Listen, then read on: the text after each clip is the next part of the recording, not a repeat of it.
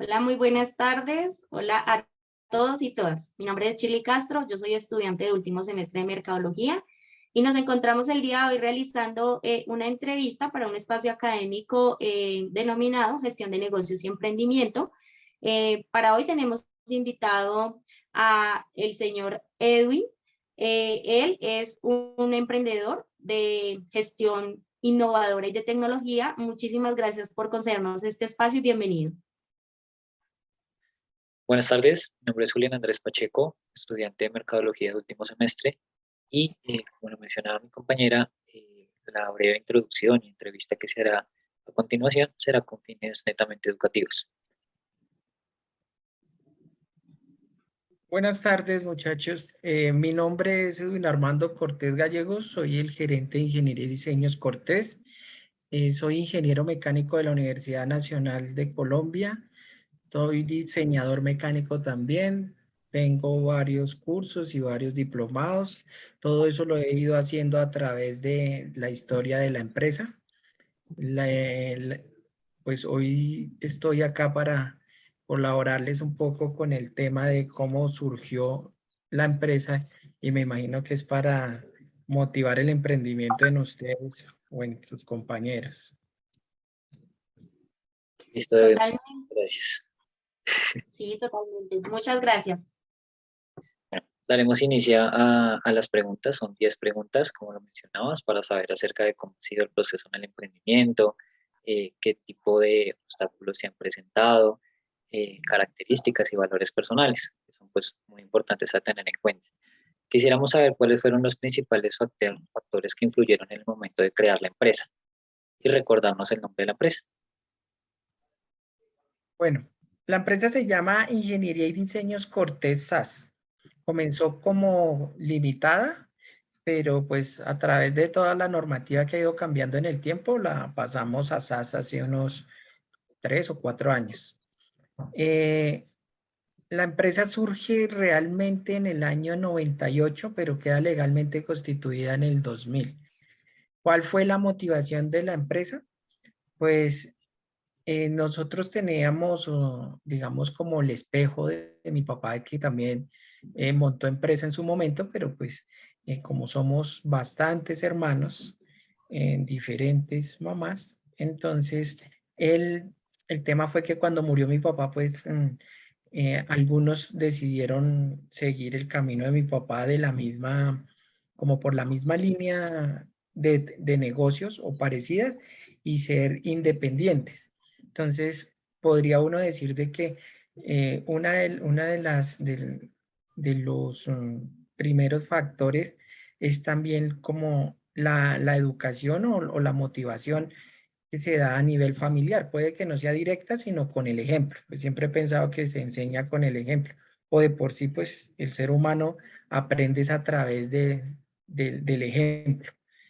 Esa, digamos, sería una motivación pues desde pequeño, ¿no? Que yo quería ser independiente, no quería ser empleado, nunca se me formó para eso, o sea, nunca se me inculcó que yo recuerde de que fuera empleado.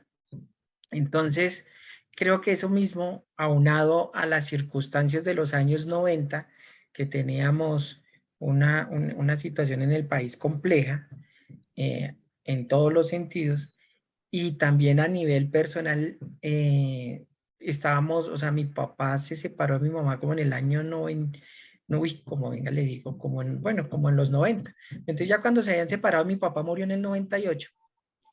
Eh, pues quedó como el vacío de qué se iba a hacer y pues surgió la idea de montar la empresa. Entonces, comencé con la idea, la empresa la iniciamos mi hermano y mi mamá. O sea, de los hijos de mi papá, que con mi mamá solamente fuimos dos, entonces entre los tres formamos la empresa. Eh, entonces, resumiendo, la motivación inicial es como el trasiego del familiar. Y la segunda, las circunstancias económicas. Y la tercera, pues el no querer ser uno empleado. O sea, que definitivamente no queríamos ser empleados. Entonces, por eso nos montamos en ese tema. Ok, perfecto, bastante interesante. Quisiera saber qué obstáculo o un momento que recuerdes que haya sido crucial durante el momento de la creación de la empresa, o sea, cuando se estaba constituyendo, un momento que recuerdes que haya sido de los más importantes.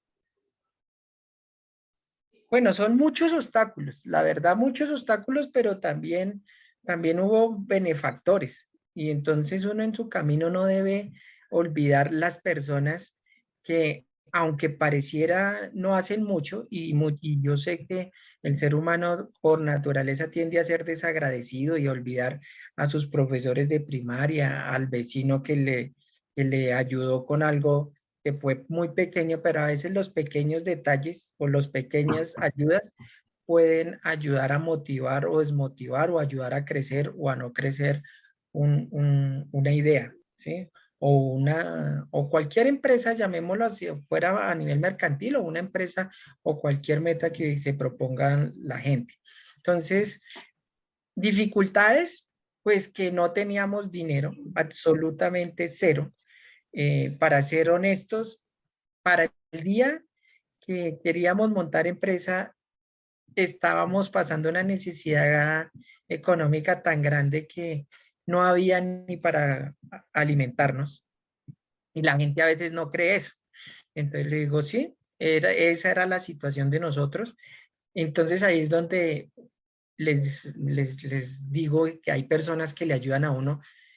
Para ese momento, digamos, pagábamos arriendo y pues el dueño de la casa y después nos fuimos a vivir donde una amiga. Entonces, son personas colaboradores que surgieron en su momento y en vez de hundirlo más a uno, pues tuvieron un poco de paciencia y permitieron de que uno surgiera, o sea, que uno pudiera como buscar caminos para salir adelante. Entonces, ese sería uno de los principales obstáculos. Pero también es una fortaleza, pues de ahí que muchas veces cuando hablo con los jóvenes les digo, cuando dicen es que no tengo dinero, es que no me presta un banco, es que esto, para montar empresa no se necesita dinero. Para montar empresa lo que usted necesita es estar dispuesto a luchar por lo que usted quiere y a comer de la buena, en nuestro argot popular. Entonces, porque van a haber muchas satisfacciones, pero también van a haber muchas frustraciones. Ok, muchas gracias. Un punto bastante interesante, ser agradecido y cómo cultivar poco a poco, tener en cuenta todo ese tipo de detallitos, no pasar por alto cada aprendizaje, cada proceso que uno vive. Quisiera saber en un principio, como en términos generales, a qué se dedica la empresa, cuál es su función dentro de la empresa y si existe alguna campaña de marketing o algún modo para atraer más clientes o de qué modo llegan los clientes a la empresa. Bueno, la empresa se dedica a diseñar y fabricar maquinaria para la industria de alimentos, para la industria metalmecánica, para la industria química y farmacéutica. Y en general recibimos proyectos de diseños especiales. O sea, no hacemos fabricación en línea porque pues no seríamos competitivos pues, por el libre mercado y con las grandes empresas. Entonces, digamos, de que al principio podía ser uno de los factores que dirían que no iba a dejar crecer la empresa, que era el no poder competir con las grandes, tocaba buscar la diferenciación y la diferenciación se hacía en fabricar sobre pedido. O sea, hacer algo que solamente usted necesite que usted no está a gusto con lo que encuentra comercialmente, entonces fabricarlo nosotros de manera, digamos, técnica no solamente con el aprendizaje que teníamos ya empírico, sino también con el sustento científico y técnico que le da a uno la academia. ¿Cuál es la función de mía en la empresa? Yo soy el gerente, pero gerente general, pero también yo soy el que diseño, el que pues dirijo el grupo de diseño realmente cuando hacemos proyectos. Entonces, yo diría de que digamos, la mecánica de la empresa es de que todos tienen que tratar de poder hacer todo, ¿sí? Que para muchos, digamos, teorías económicas hablaban en los años 70, 80, la especialización del trabajo, pero ya con a lo que vemos hoy en día y a las nuevas teorías y ya de acuerdo al aprendizaje, hay que intentar, nos gusta mucho la parte japonesa en eso donde un empleado tiene que ser multifacético. Y lo mismo, intentar, aunque nuestras instalaciones no son grandes, son pequeñas, y estamos tratando pues de conseguir unas instalaciones propias, es de que también la misma estructura de la empresa sea multifacética, que la pueda una reorganizar de acuerdo a la producción que necesite en su momento. Entonces, sin nosotros saber mucho de esa teoría económica y digamos teoría de organización de empresas, eh, fue la dinámica que salió en la empresa, que se ha ido gestando en la empresa. Ah, me preguntaba sobre campañas de marketing. Bueno, nosotros realmente tuvimos una época donde al inicio comenzamos a hacer una base de datos propia. En esa época, pues Internet era muy poco. Entonces existía el directorio de páginas amarillas, que era la Biblia comercial en Bogotá. Intentábamos buscar todas las que estuvieran ahí, pero como publicar ahí era tan costoso, también tocaba buscar empresas que no estuvieran publicadas. Entonces, intentamos al inicio, comenzamos a pedir visitas, a hacer una campaña tradicional. Sin embargo, después nos dimos cuenta que eso no era como tratar de vender, de empujar el producto, no era la identidad de nosotros.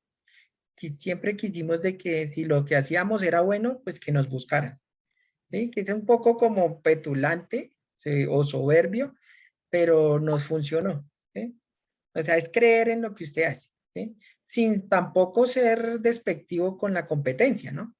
Sino es tal vez estar tan seguro de lo que usted hace que usted está muy confiado de que lo van a buscar o lo van a recomendar.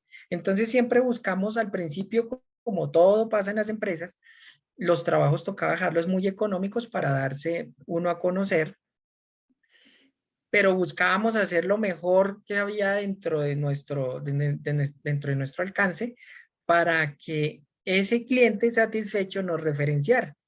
Entonces encontramos que la mejor estrategia de marketing para nosotros fue el voz a voz, o sea, el que nos referenciaran. O sea, eso es lo que nos ha servido.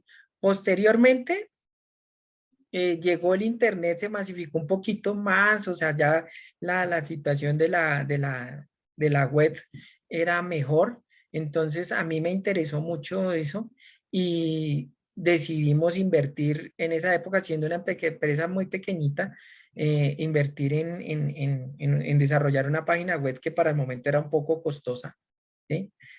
Pero porque era el boom, lo que estaba saliendo, pero eso nos permitió tener un alcance grande.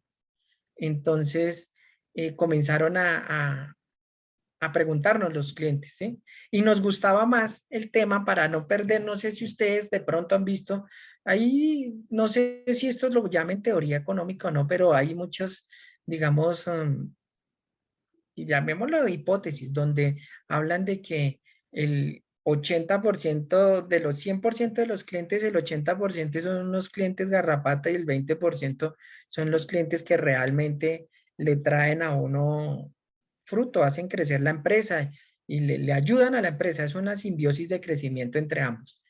Entonces, Efectivamente, don Edwin, disculpe, le interrumpo, efectivamente lo hemos visto como la ley de Pareto en microeconomía y pues es un análisis que se le hace incluso a grandes compañías y tiene toda la razón en eso. Entonces, muchas veces pues podemos enfocar energías en ese 20% que nos va a ayudar a mantener un poco más la estabilidad de la empresa. sí. Entonces, pues les termino porque me estoy extendiendo un poquito, pero es como para que les quede claro la historia de la empresa. ¿No? Entonces, después de identificar eso, también por las relaciones comerciales que comenzamos